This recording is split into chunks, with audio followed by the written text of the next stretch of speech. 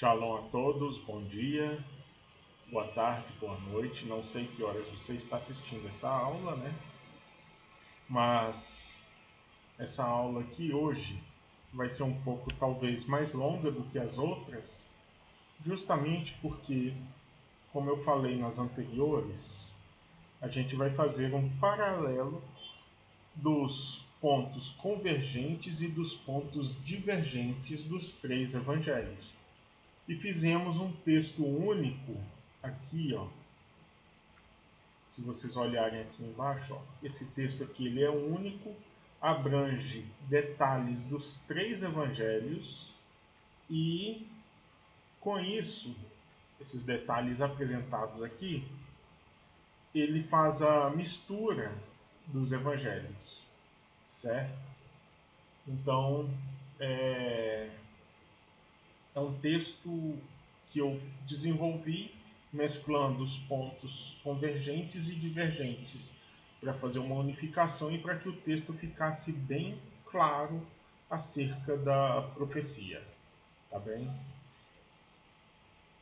Dessa forma, eu creio que para mim ficou mais claro o entendimento, já que tudo isso aqui apresenta uma abordagem diferenciada, né? E não vou colocar o texto no corpo de texto igual eu estava fazendo. Esse daqui eu vou salvar o documento e vou colocar o documento lá em material complementar, tá bem? Então, vai ser uma ajuda muito grande para vocês, tá? Estou pensando aqui também em colocar esse curso disponível no Google para venda em outras plataformas, tá bem? O preço vai ser o mesmo, tá? Acessível a todos. E avisar também que nós temos o curso de escatologia aplicada, que ele é muito mais avançado do que o que eu apresento aqui, tá? E o curso ele é online o tempo todo, tá? São 2 horas, sendo uma aula por semana, tá? E são 2 horas de aula direto, onde você pode tirar suas dúvidas em tempo real.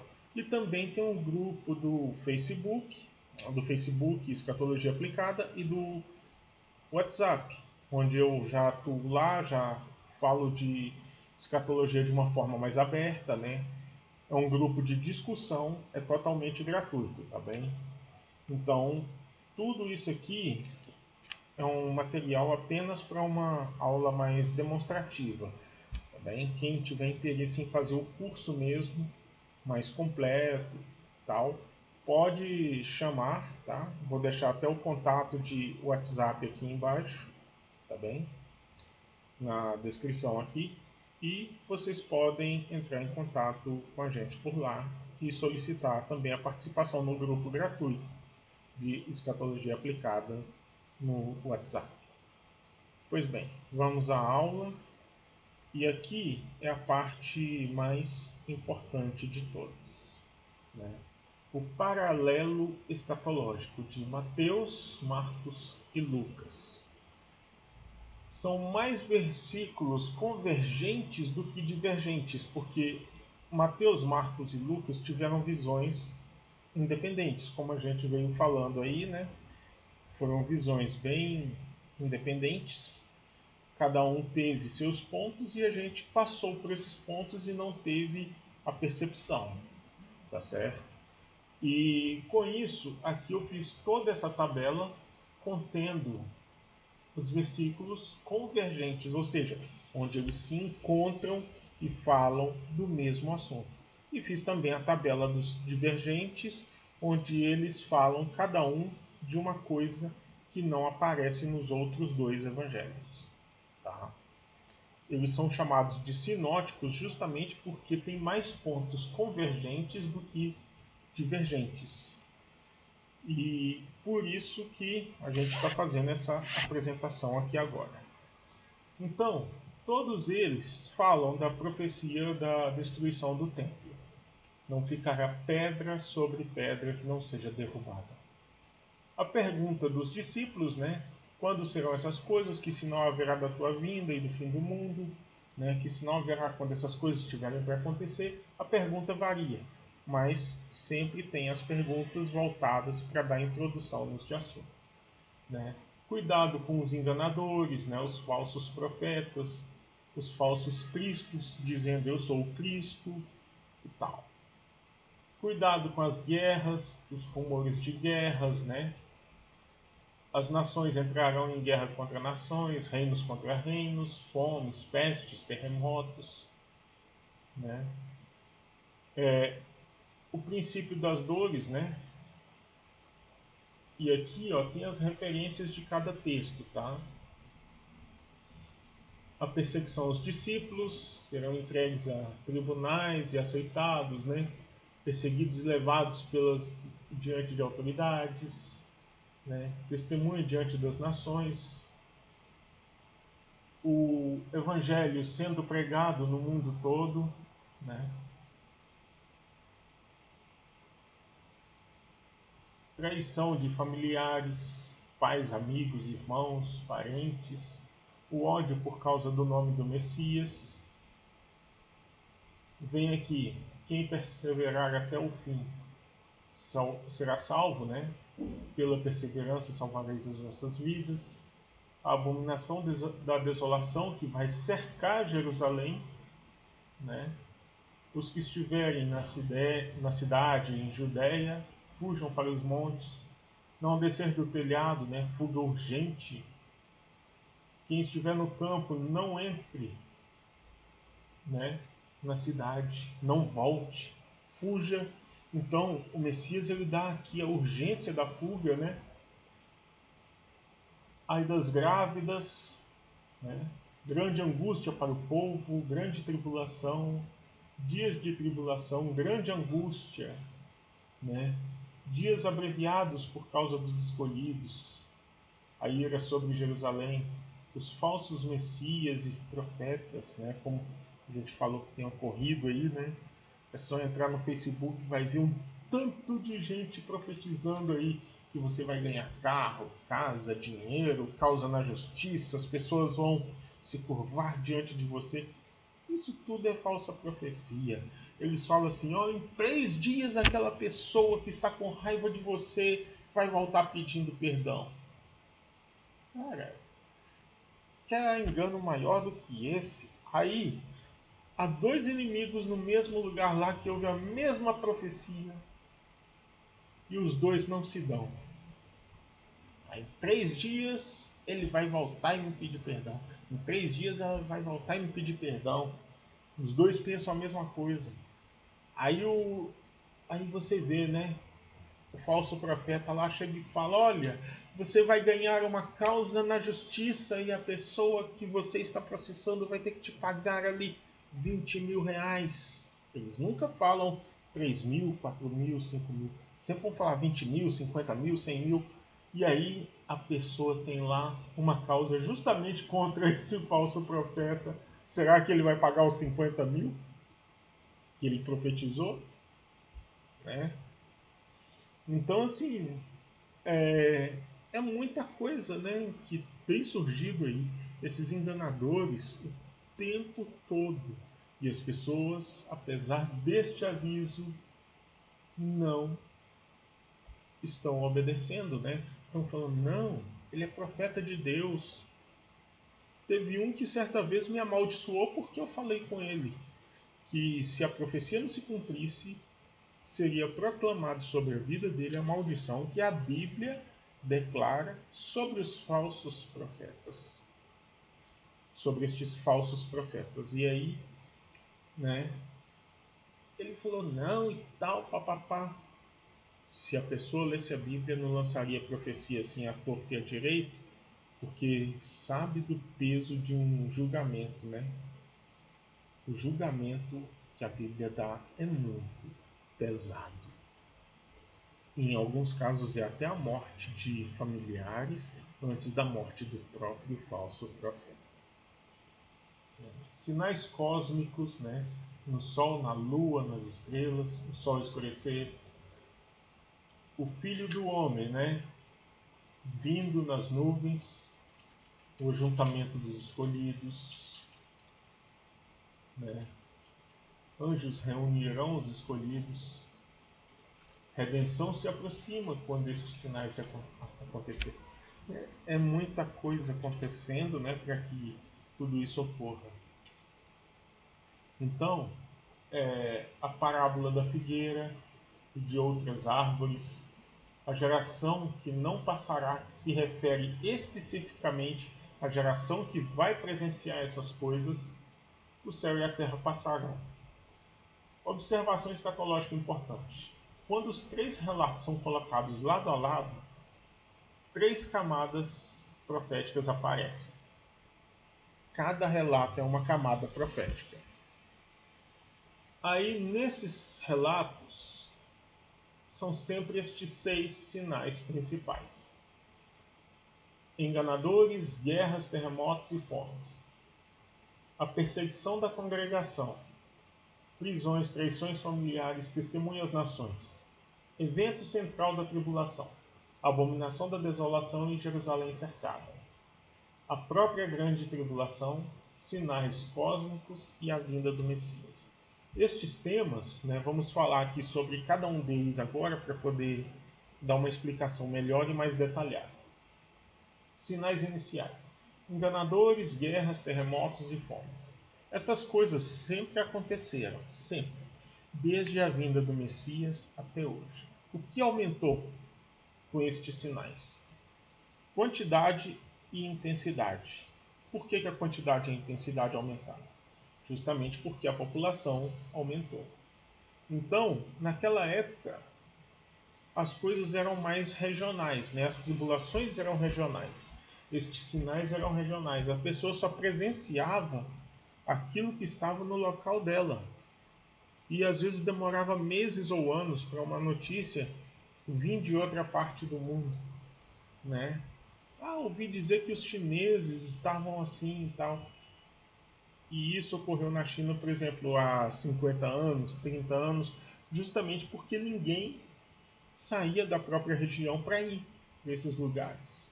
Era muito difícil, as caravanas demoravam meses para ir e mais meses para voltar, né? E dependendo da distância, eram anos, né? Se você pegar um trecho no Google ali, colocar no Google uma caminhada mais longa da Terra, são mais de 10.000 quilômetros e você demoraria mais de 18 meses para ir a pé.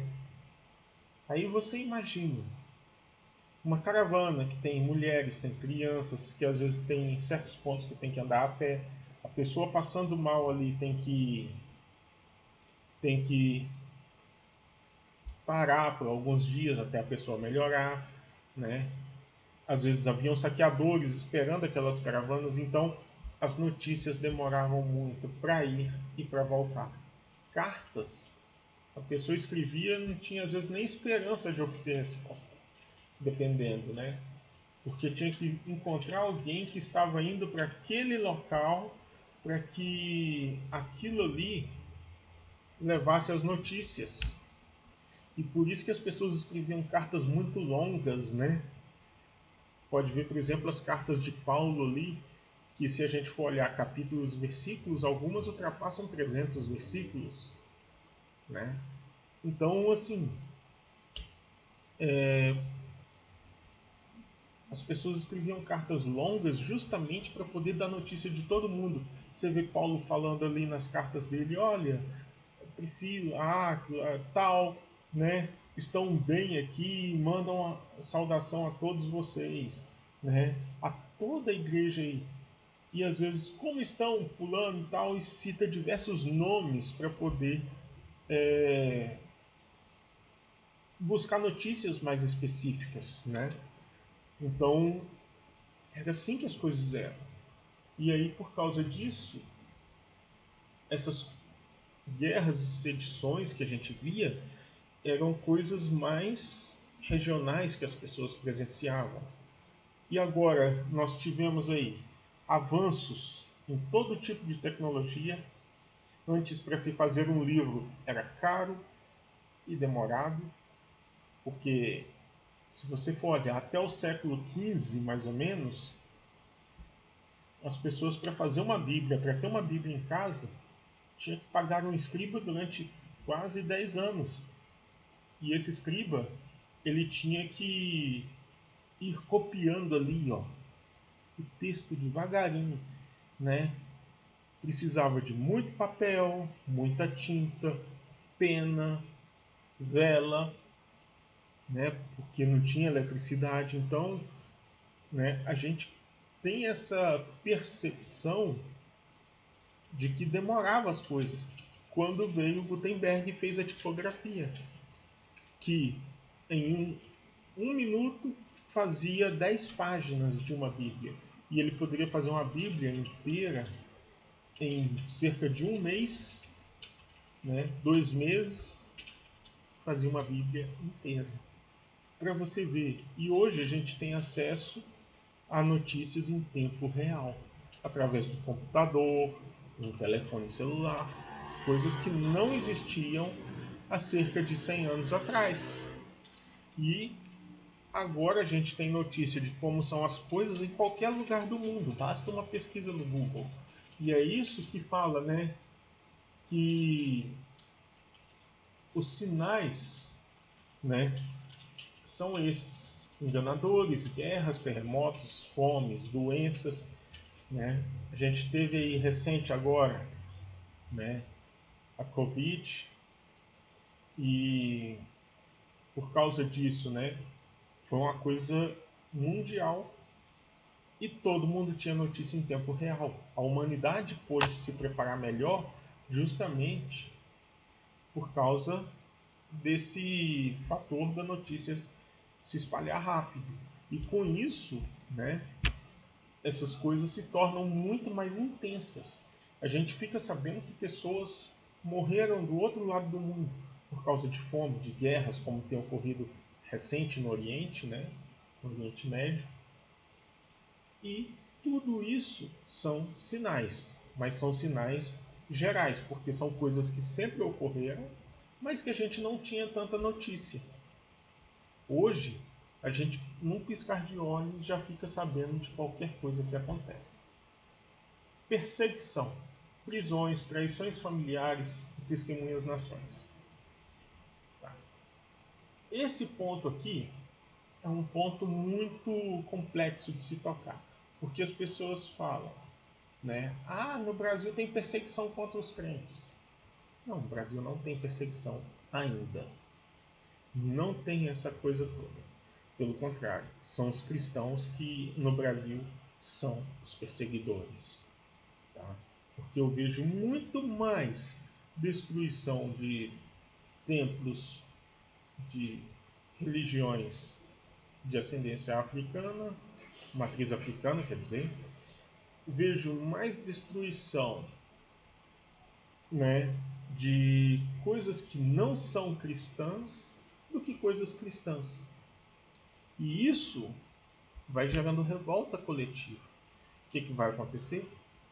Essas atitudes que os cristãos estão plantando hoje podem ser o estupim da perseguição que vai acontecer amanhã. E não vai ser por causa do nome necessariamente, né? Mas algumas pessoas que vão vir nesse futuro próximo aí, que não conhecem esse lado da história, vão dizer: é por causa do nome do Messias. Mas a gente tem visto um ódio exacerbado contra o cristianismo. Mas por quê? Porque o cristianismo plantou justamente esse ódio e agora começa a colher, né? Como plantou esse ódio? Com próprios sinais que o Messias deu em outras passagens, né? Falou assim: olha, vão vir muitos escândalos. Ai daquelas pessoas por quem vierem os escândalos. Você vê aí pastores, né, fazendo de tudo para poder plantar e semear o ódio.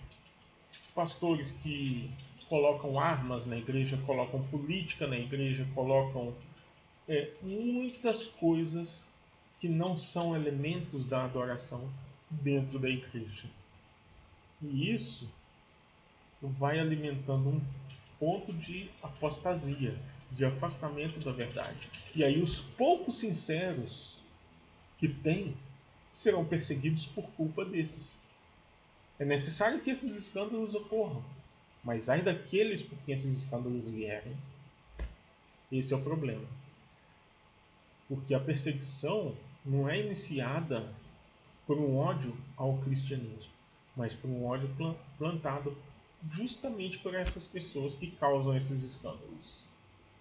Você pode ver que depois que política entrou na porta da igreja, né, a santidade saiu pela janela. A salvação saiu pela janela. Por quê? Hoje em dia você vai numa igreja, tem pastor que defende viés políticos. Não, aqui é uma igreja de direita. Não aceitamos gente de esquerda, como tem visto acontecer aí, como ocorreu há algum tempo atrás. Essa é uma igreja de visão bolsonarista, mas nunca vi uma igreja de visão lulista. Não existe. Né? São pessoas que estão se afastando e isso é que vai gerar esse mau testemunho.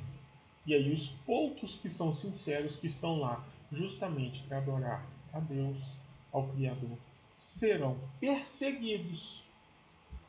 Por quê? Porque essas pessoas estão cuspindo no santo nome do Messias e estão se tornando o estopim da apostasia. Né?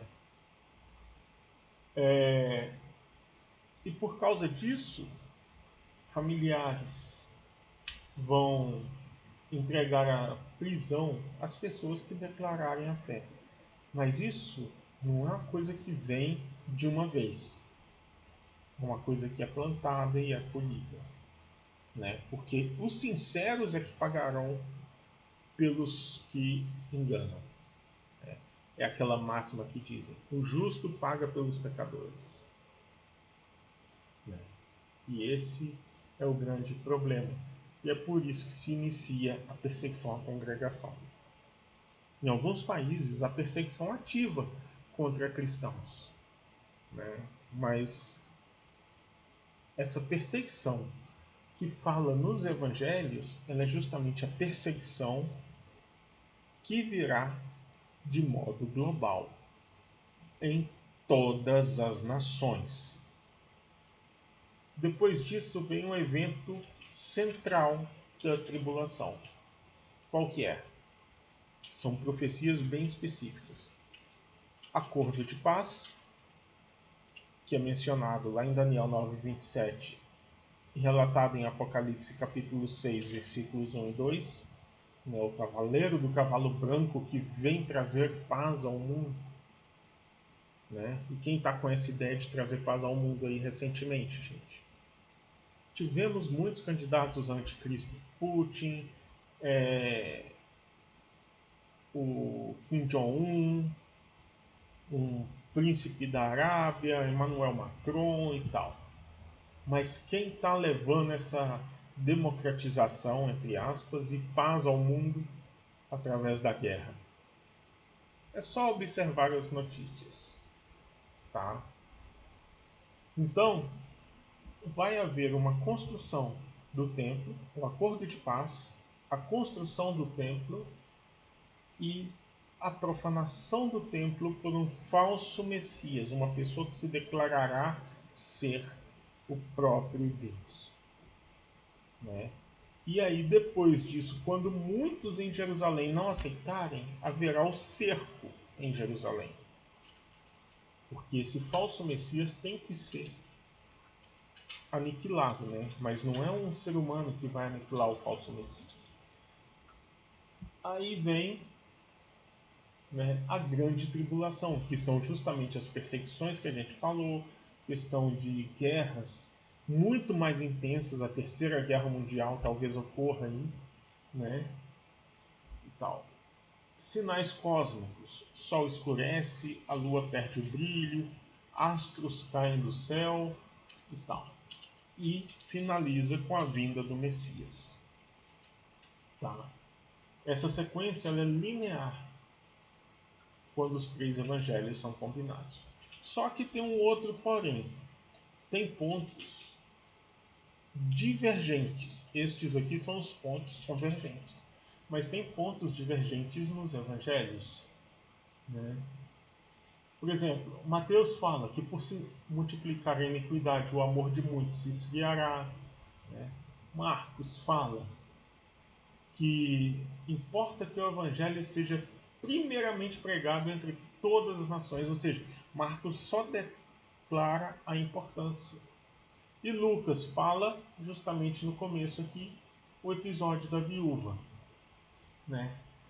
Aí, ó, o que fala só no Evangelho de Mateus, né? O Evangelho do Reino será pregado em todo o mundo. Marcos já fala. Vocês não ficam pensando no que vocês vão falar. E Lucas, não vai perecer um único fio de vossa cabeça. Orem para que a fuga não ocorra no inverno, nem no sábado, ou Shabá. A parábola do homem que viaja e deixa autoridade aos servos, e nas vossas paciências possuireis as vossas almas. Tem os textos todos aqui. Onde se encontra o cadáver, ali se ajuntam as águias.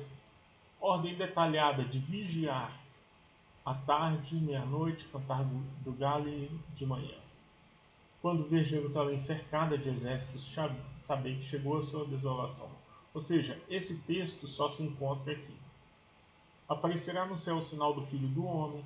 Advertência final. O que vos digo, digo a todos, vigiai, e dias de vingança, para que se cumpram todas as coisas escritas. E aqui, essa foi o último versículo de Marcos. Depois continua só Mateus e Lucas.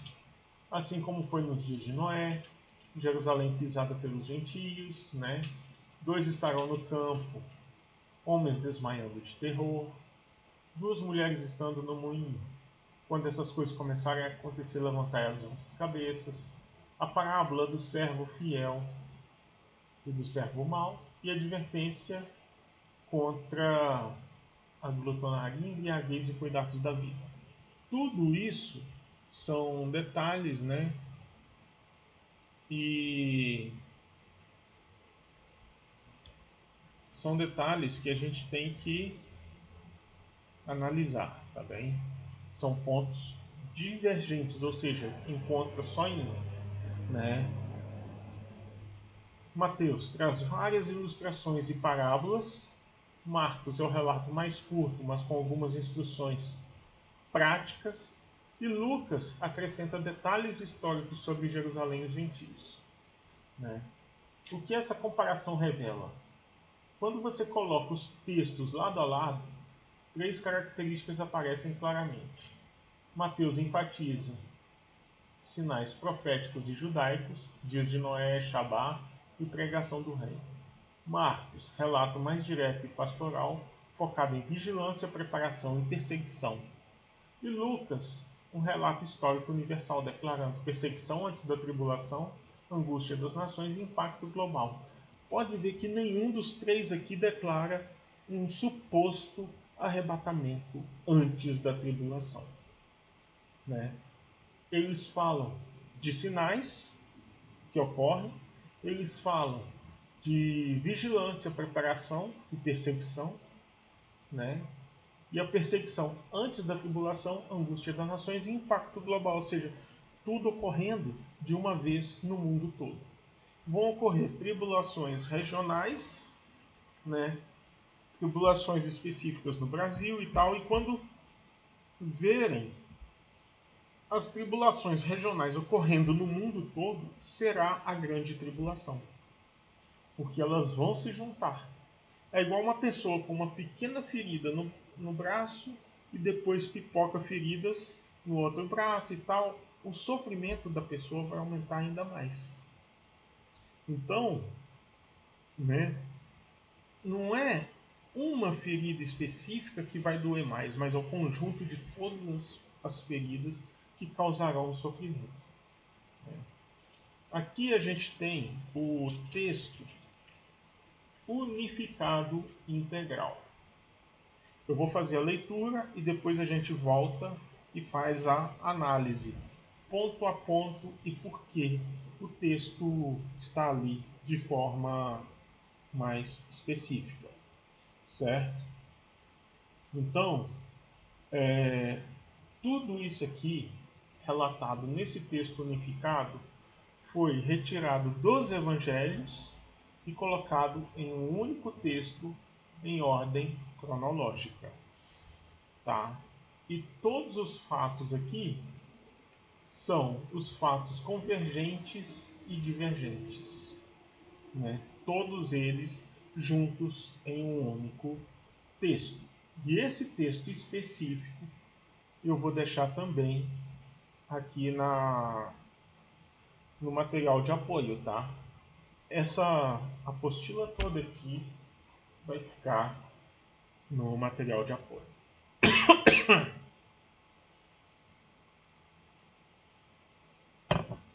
Vamos iniciar então a leitura. Texto unificado. Mateus 24, Marcos 13 e Lucas 21. Todos os versículos. E olhando ele, viu os ricos lançarem as suas ofertas na arca do tesouro. E viu também uma pobre viúva lançar ali 2 pequenas moedas. E disse: Em verdade vos digo que esta pobre viúva deu mais que a todos, porque todos deram das suas sobras, mas esta da sua pobreza deu todo o sustento que tinha. E saindo do templo, aproximaram dele os seus discípulos para lhe mostrar a estrutura do templo, dizendo: Mestre, olha que pedras e que edifício! E alguns falavam do templo que estava ornado por formosas pedras e dádivas. Então disse: Não vede tudo isso? Em verdade vos digo que virão dias em que não ficará pedra sobre pedra que não seja derrubada. E assentando-se no Monte das Oliveiras, defronte do templo, chegaram a ele, em particular, Pedro, Tiago, João e André, dizendo: Dize-nos quando serão estas coisas, e que sinal haverá quando essas coisas estiverem para se cumprir, e que sinal haverá da tua vinda e do fim. Né? Então ele respondeu: Acautelai-vos que ninguém vos engane, porque muitos virão em meu nome, dizendo: Eu sou o Cristo. E o tempo está próximo, e enganarão a muitos. Não vades após eles. E ouvireis de guerras, e rumores de guerras e sedições. Olhais, não vos assusteis, nem vos perturbeis, porque é necessário que tudo isso aconteça primeiro, mas ainda não será o fim. Levantar-se-á nação contra nação, reino contra reino. Haverá grandes terremotos em vários lugares, fomes e pestilências, e haverá também tribulações, coisas espantosas e grandes sinais no céu. Todas essas coisas são os princípios das dores. Mas, antes destas coisas, lançarão mão de vós, e perseguirão, entregando-os às sinagogas, aos concílios e às prisões.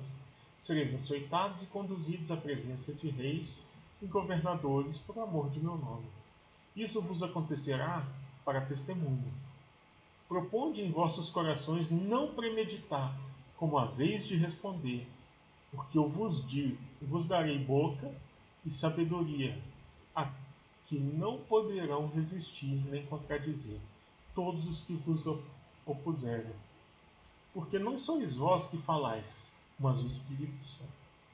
O irmão entregará à morte o irmão, e o pai ao filho, e os filhos se levantarão contra os pais, e os farão morrer. Até pelos pais e irmãos, parentes e amigos sereis entregues, e matarão alguns de vós, e sereis odiados por todos por causa de meu nome. Mas não perecerá um único cabelo da vossa cabeça. Na vossa paciência possuirei as vossas almas, mas aquele que perseverar até o fim será salvo. E este evangelho do reino será pregado em todo o mundo, em testemunha a todas as nações. Importa que o evangelho seja primeiro pregado entre todas as nações, e então virá o fim. Quando virdes Jerusalém cercada de exércitos, sabeis que é chegada sua desolação. E quando, pois, virdes a abominação da desolação de que falou o profeta Daniel, estando onde não deve estar, no lugar santo, quem lê, entenda. Então os que estiverem na Judéia fujam para os montes, os que estiverem sobre o telhado não desçam a tirar coisa alguma de casa, quem estiver no campo não volte atrás a buscar as suas vestes, os que estiverem no meio da cidade saiam, e os que estiverem nos campos não entrem nela. Ai das grávidas e das que amamentarem naqueles dias. Orai para que a vossa fuga não aconteça no inverno nem no sábado, porque dias de vingança são estes para que se cumpram todas as coisas que estão escritas.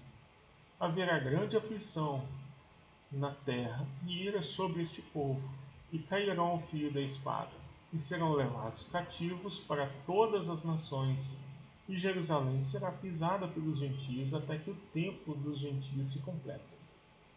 Porque haverá então grande tribulação, como nunca houve desde o princípio do mundo, e até agora, e nem jamais haverá. E se aqueles dias não fossem abreviados, nenhuma carne se salvaria, mas por causa dos escolhidos serão abreviados aqueles dias.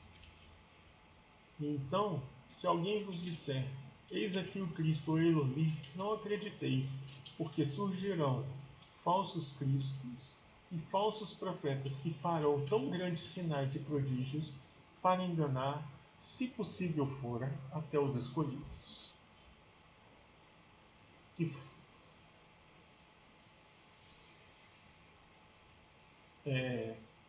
eis que de antemão vos tenho dito tudo. Portanto, se vos disserem, eis que está no deserto, não saiais. Eis que está no interior da casa, não acrediteis. Porque assim como o relâmpago sai do oriente e se mostra até o ocidente, assim será a vinda do Filho do Homem. Porque onde estiver o cadáver, ali se ajuntarão as águias. Logo depois da aflição daqueles dias, haverá sinais no sol, na lua e nas estrelas. O sol se escurecerá, a lua não dará sua luz, e as estrelas cairão do céu, e os poderes do céu serão abalados. Na terra haverá angústia das nações, em perplexidade pelo bramido do mar e das ondas. Homens desmaiarão de terror, na expectação das coisas que sobrevirão ao mundo, porque os poderes do céu serão abalados. Então aparecerá no céu o sinal do Filho do Homem, e verão o Filho do Homem vindo nas nuvens do céu, com poder e grande glória. E toda a tribo da terra se lamentará. E ele enviará os seus anjos com um grande clamor de trombeta, os quais ajuntarão seus escolhidos desde os quatro ventos de uma extremidade da terra até a outra extremidade do céu. Quando estas coisas começarem a acontecer, olhai para cima e levantai as vossas cabeças, porque a vossa redenção está próxima. Aprendei a parábola da figueira e de todas as árvores. Quando seus ramos se tornam tenros e brotam folhas, sabeis que está por vós mesmos que está próximo o verão. Assim, quando virem todos estes sinais, acontecer todas estas coisas, sabei que está próximo às portas e que o reino de Deus está perto. Em verdade vos digo que não passará esta geração sem que todas estas coisas aconteçam. Os céus e a terra passarão, mas as minhas palavras não passarão. Mas daquele dia e hora ninguém sabe, nem os anjos do céu, nem o Filho, senão somente o Pai. Porque assim como foi nos dias de Noé, assim será também a vinda do Filho do Homem. Porque como nos dias anteriores ao dilúvio, comiam, bebiam, casavam-se e davam-se em casamento, até o dia em que Noé entrou na arca, e não perceberam até que veio o dilúvio e levou a todos.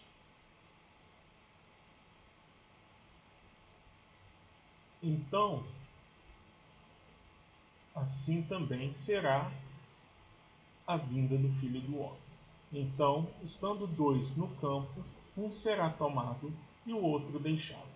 Duas estarão moendo no moinho, uma será tomada e a outra será deixada. Olhai, orai e vigiai, porque não sabeis quando será o tempo. Olhai por vós mesmos, para que os vossos corações não se encarreguem de glutonaria, embriaguez e dos cuidados da vida, e venha sobre vós de improviso aquele dia, porque virá como laço sobre todos que habitam na face da terra. E vigiai, pois, em todo tempo orando, para que sejais havidos por dignos de escapar de todas essas coisas que hão de acontecer, e de estar em pé diante do Filho do Homem. E como é como um homem que, partindo para fora da terra, deixou a sua casa e deu autoridade aos seus servos, e cada um a sua obra, e ordenou ao porteiro que vigiasse. Vigiai, pois, não sabeis quando virá o Senhor da casa, se à tarde, se à meia-noite, se ao cantar do galo ou pela manhã, para que, vindo de improviso, não vos ache dormir.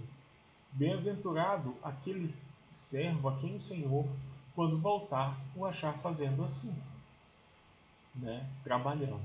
Mas aquele servo disser em seu coração: o meu Senhor tarda em vir, e começar a espancar os seus conservos e comer e beber com os ébrios, virá o Senhor daquele servo num dia em que não espera, numa hora em que não sabe, e o castigará, deixando-lhe a sua parte com os hipócritas. Ali haverá pranto e ranger de dentes. E as coisas que vos digo, digo-as a todos: vigiai. E de dia ensinava no templo, e à noite ficava no monte chamado das Oliveiras. E todo o povo ia ter com ele no templo para aprender de manhã cedo para ouvir. Então aqui nós temos o texto completo, combinado aqui entre todos, e com isso vamos fazer a explicação, Não vou fazer a releitura, mas vou fazer a explicação dos trechos aqui, O Messias, ele estava no templo, estava pregando lá, e do nada ele observa uma senhora que deu duas ofertas. Provavelmente esse ensino dele está atrelado a Mateus 23, a Marcos 12, provavelmente ali, e Lucas 20, onde ele relatou, as bem-aventuranças ali, falando sobre a questão de dízimos, ofertas e tal. E aí usou ela como exemplo para todo o público, Quando ele saiu, os discípulos foram ter em particular com ele, mas precisamente Pedro, Tiago, João e André,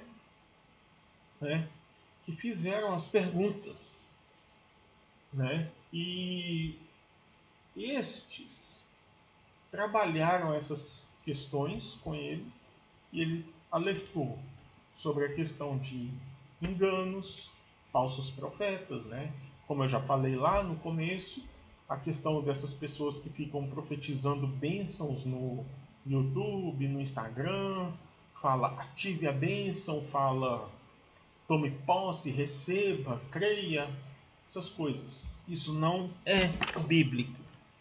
Nunca foi e jamais será esse negócio de ativar a bênção.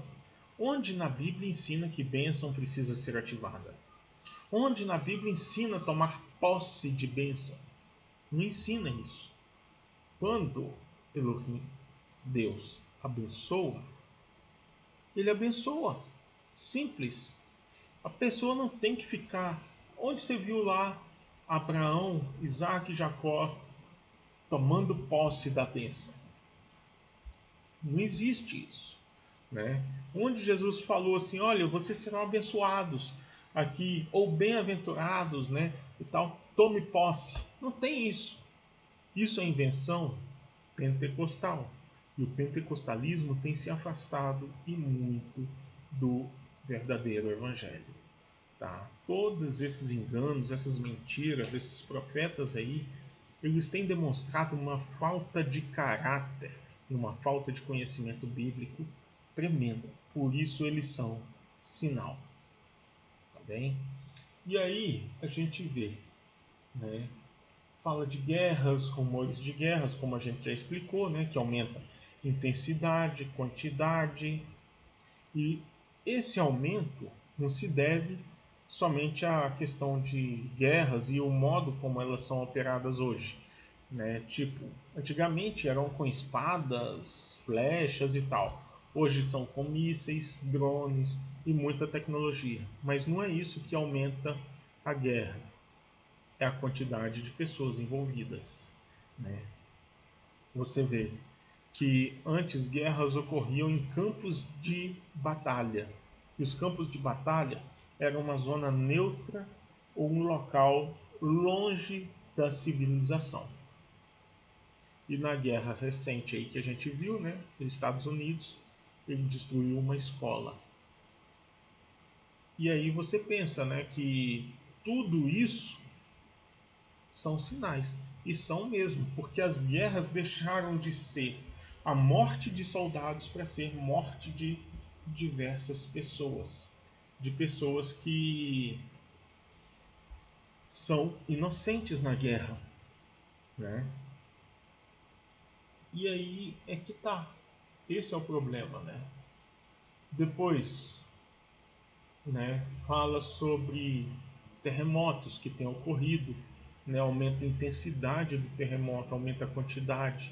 Hoje a gente tem muito mais informação devido aos sismógrafos que são espalhados no mundo todo aí, né? Então, tudo isso mostra que as coisas têm ocorrido, né? São sinais que vão se intensificando. A própria fome. A fome é causada pela guerra e por outros fatores, pela ganância, né? Doenças que são causadas por muitas coisas, né?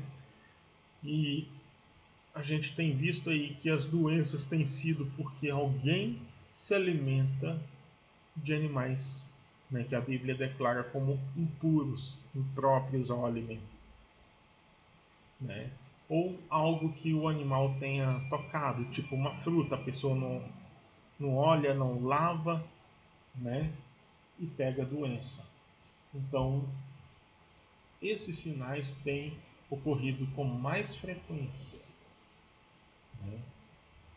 E aí depois ele cita aqui, né, a questão das pessoas entregues nas sinagogas, né, que são os tribunais, são levadas diante de reis e governadores, né, para que se decida o que fazer com aquelas pessoas. Né? Ele usa o termo reis e governadores porque reis e governadores na época também tinham função de juízes. E ele está falando para um público da época. Hoje, reis e governadores, presidentes, não têm mais função de juiz. O que acontece? Somos levados diante de tribunais e magistrados. Né? É assim que funciona hoje. O sistema mudou, mas o princípio permanece o mesmo. Somos levados diante de autoridades por causa do nome do Messias. E essa perseguição começa justamente por causa da apostasia citada em 2 Tessalonicenses capítulo 2. Tá bem?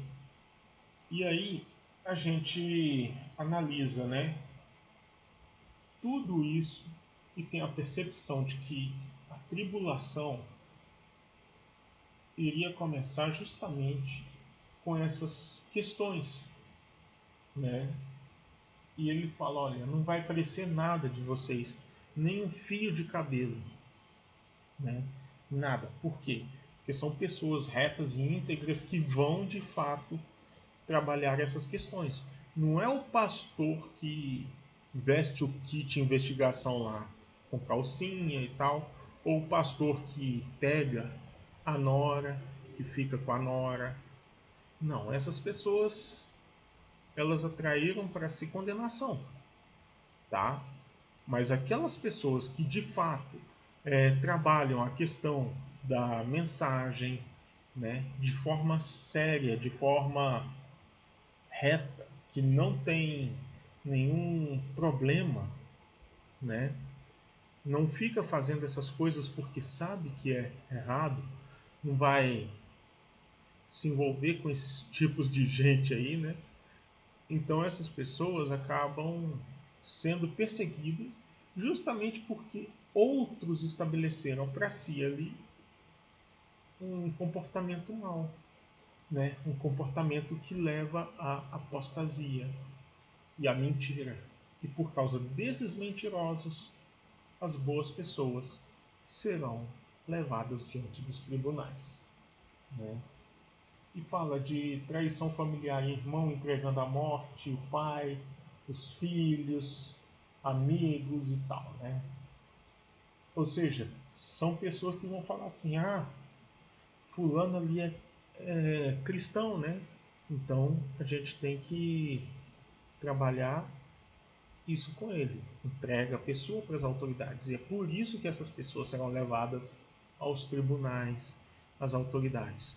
Porque essas pessoas passarão por todos estes problemas por causa de outros que verão que eles não são como aqueles que fizeram as besteiras, né? Porque hoje em dia o povo aplaude aí pastores corruptos, aplaude políticos corruptos, mas quem tenta fazer o certo acaba sendo odiado. Eu vejo exemplo aí por exemplo, o padre Júlio Lancelotti, que faz as coisas e acabou na mídia por acidente, mas ele não fazia estas coisas para permanecer na mídia. Ele fazia porque era dele mesmo fazer esse bem. Então, ele acabou sendo odiado por aqueles que extorquem até o último centavo do dízimo de uma pessoa que não tem nada na vida. E eles se enriquecem cada vez mais, andam de jatinhos, Rolex de ouro, né? Vão comer bifinho lá fora do país, na Tailândia, daquele cara que faz o gesto com a mão lá, jogando o temperinho por cima, que paga $3.000 naquele bife. Então, estes enganadores aí, eles vão criticar justamente quem está vivendo de fato o Evangelho. E com isso, essas pessoas são muito criticadas, né? Porque quem ajuda o próximo é sempre um problema para quem não quer ajudar, né? Mas depois esses que não querem ajudar ficam chorando lá nas igrejas assim: precisamos construir um templo maior, precisamos fazer isso, vamos fazer uma vaquinha aqui para poder juntar aí R$ 1 milhão para a construção do novo templo. Esses enganadores gostam dos templos suntuosos, né? Mas é uma pessoa precisar tirar o dinheiro do dízimo para pagar uma faculdade do filho. É a pessoa precisar tirar o dinheiro do dízimo para se alimentar, que estas mesmas pessoas vão lá e falam: precisamos conversar sobre os dízimos e ofertas atrasados, que você já não dá há muito tempo, ao invés de levar e dar o auxílio para aquela pessoa. E isso causa muita decepção, muita mesmo. Não só da parte da própria pessoa que deixa de ofertar e dar o dízimo, mas também da parte de todos que ouvem uma história dessa, que ocorre todos os dias, com todos os tipos de pessoas que passam por esses enganos, né? Então, a própria igreja, o próprio cristianismo, é o maior sinal da apostasia que está ocorrendo no mundo. E por isso que a gente tem que ficar atento a estes sinais. E depois, né, daqueles dias, as pessoas vão dizer: Jesus está aqui, Jesus está na nossa igreja, não está na outra igreja. Ah não, Jesus está lá.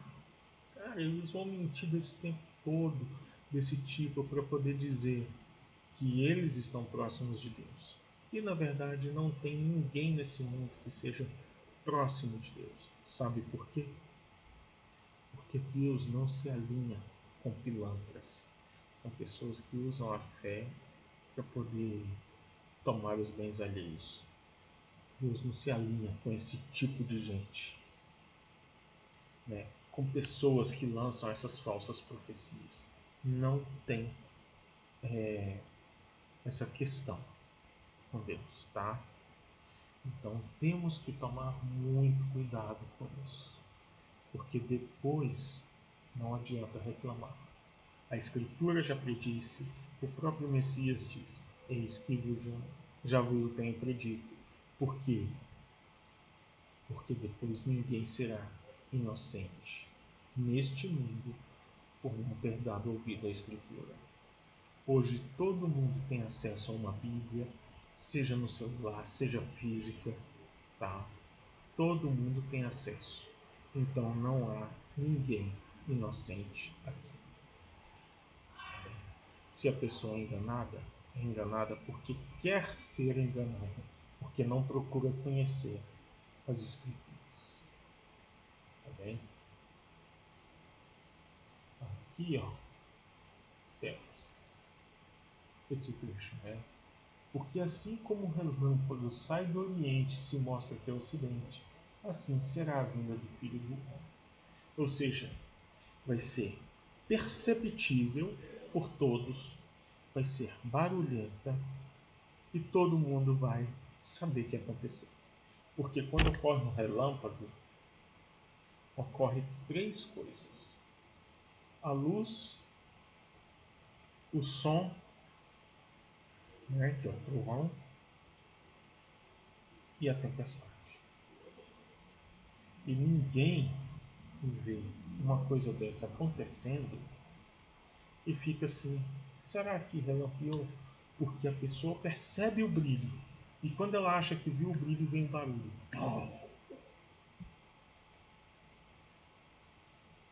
Então, quem não ver o brilho, vai ouvir o barulho. Porque haverá um rígido clamor da trombeta que será tocada. Neste momento, os mortos serão ressuscitados. E neste momento, todos serão reunidos juntamente com o Filho do Homem. Haverá sinal no sol, na lua, nas estrelas, que vão perder o brilho, vão escurecer, vão cair. Né? Por causa disso, os mares vão entrar em ressaca, vão fazer muito barulho, vai vir uma tempestade muito forte aí e vai acabar ocorrendo muita coisa, né? E aí, gente, depois de toda essa percepção que a gente tem de tudo isso, muitos homens vão saber o que vai vir e ficarão com medo, né? Porque muitas coisas vão acontecer e muitos saberão o que vai acontecer. E aí que aparecerá o sinal do Filho do Homem vindo nas nuvens, né? Todas as nações lamentarão. Não todas as pessoas, todas as nações. Já que o Evangelho será pregado em todas as nações, em todas as nações haverá salvos? Sim, haverá. Em todas as nações também haverá condenados. E são justamente os condenados que vão se lamentar. Poxa vida, por que eu não acreditei nisso? Mais ou menos assim.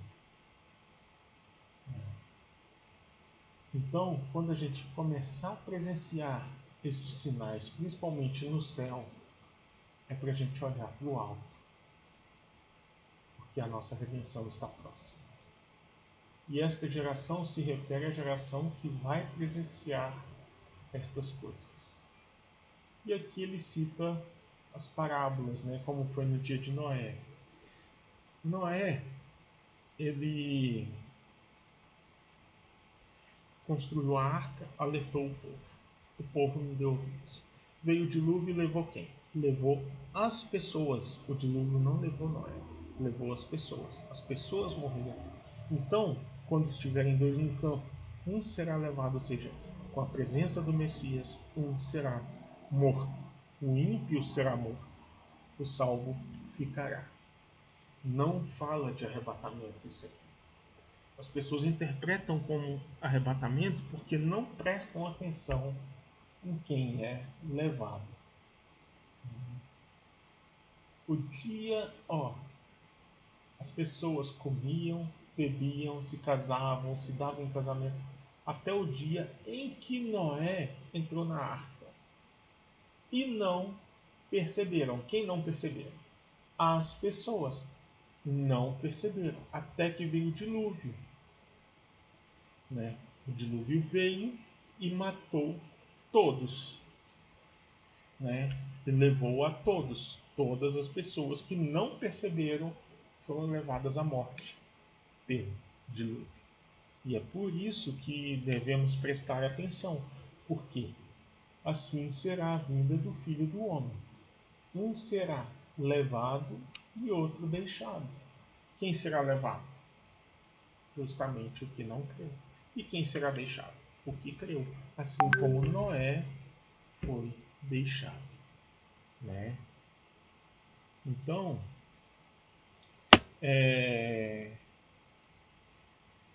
com isso, a gente tem toda essa percepção, né, de um tema muito complexo de se tratar.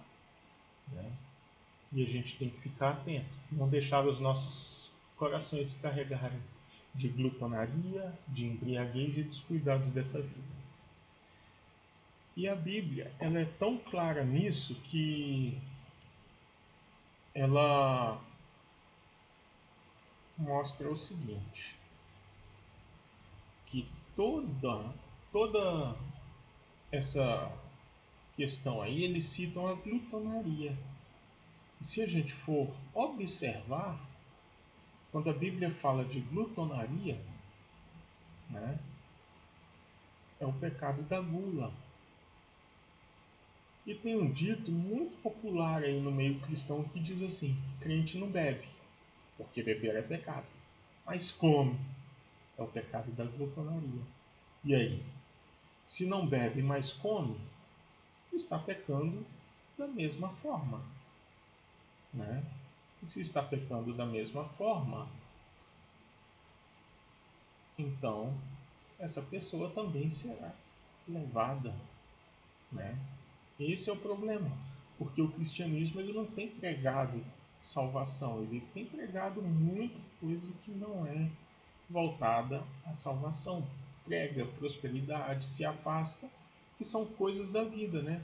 Não, você vai ser rico, vai ter dinheiro, vai ter carro, casa, as pessoas vão se curvar diante de você. Esse é o cristianismo de hoje. São cuidados da vida. E justamente isso tem afastado muitos da verdade do Evangelho. Né? E é por isso que a gente tem que tomar todo esse cuidado. Né? Porque tudo isso aqui, a tribulação, a vinda do Messias, virão como um laço sobre todos que carregam a glutonaria, a bebedice e os cuidados da vida, que não se importam com as coisas da salvação. E é isso que tem afastado muitos do verdadeiro Evangelho. E aí ele dá exemplos, né, do homem que sai e deixa a casa aos cuidados do funcionário, o funcionário, né, não se importa com quem está lá, ele vai se importar com todas as outras coisas, comer e beber com os erros, os cuidados da vida, vai agredir os conservos dele, né? E com isso, não importa o que a pessoa diga ou faça, né? Ele sempre vai ser deixado para trás ranger de dentes, vai ser colocado com todas as pessoas que não prestam. E esse problema é um problema que tem assolado demais o mundo. Então, tudo que a gente está presenciando hoje disso são sinais de que a gente está mais perto do fim. Entendeu? Então, bem-aventurado aquele servo a quem o seu Senhor, quando vier, encontrar fazendo assim. Assim é o que? O servo, guardando e vigiando, porque ele nos alertou. Né? Todas essas coisas que eu disse, eu digo a todos: vigiem, vigiai, porque não haverá tempo quando essas coisas começarem a acontecer.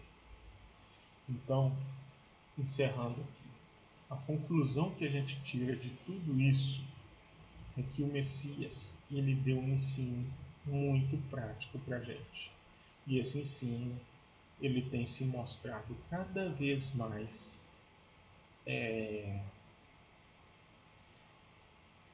prático nas nossas vidas, justamente pelo fato de nos apresentar todas as soluções do que devemos fazer para o fim dos tempos. E é por isso que é escatologia aplicada, porque aprendemos a aplicar todas essas coisas nas nossas vidas. A oração, a vigilância e o escape no momento certo, porque temos que estar atentos aos sinais. Tem pessoas que já saíram das cidades, mas ficam mostrando: olha, a gente está aqui. Não, você tem que sair no tempo certo, e não tem que mostrar para ninguém. Por quê? Hoje a inteligência artificial identifica qualquer lugar, em qualquer ponto do planeta, do governo do anticristo poderá utilizar isso para poder encontrar qualquer pessoa. Por isso, muitos que estão aí postando: eu estou aqui no campo, essas pessoas vão ter sérios problemas, porque serão facilmente encontradas. Tá certo? Então, mantenha a boca fechada para onde você vai e não avise ninguém que não esteja com você no momento. Tá certo? Porque esses dias, quando vierem, serão tenebrosos. Encerramos por aqui esse ciclo. Até semana que vem, tá? Onde vamos tratar de outros pontos da escatologia. Eu vou ainda planejar essa aula da semana que vem e, com isso, estudem, entendam, porque depois não haverá desculpa diante de Deus, dizendo: eu não sabia. São tempos tenebrosos e precisamos estar bem preparados. Um grande abraço a todos. Shalom. Até mais.